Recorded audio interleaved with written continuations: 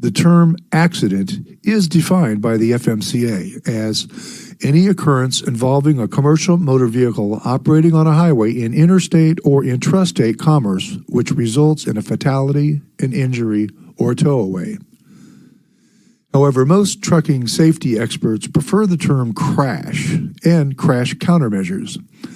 In this module, we'll take a look at several crash scenarios and examine what happened. A common topic of discussion among drivers after a crash is assessing fault. The general feeling is that if someone broke a traffic regulation or failed to drive appropriately, then that person is at fault for the crash. In many cases, a post-crash investigation by the police does not result in a traffic citation being issued. The police record the stories of the drivers involved, make a sketch of the scene, and file their report.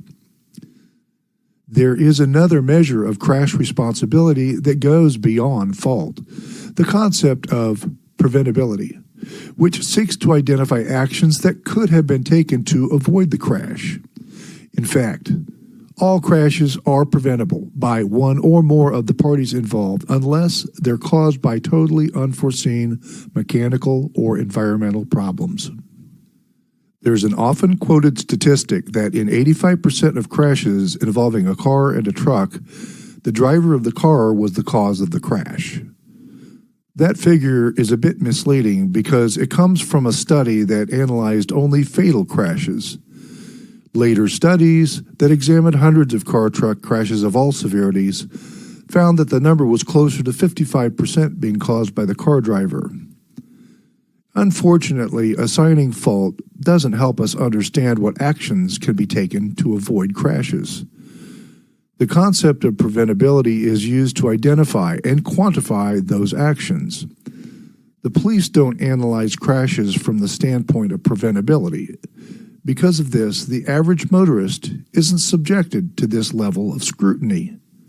However, drivers of large commercial vehicles are, and it's important to understand the concept. Let's start with the definition of preventability from the dictionary. To stop or hinder something from happening, especially by advanced planning or action.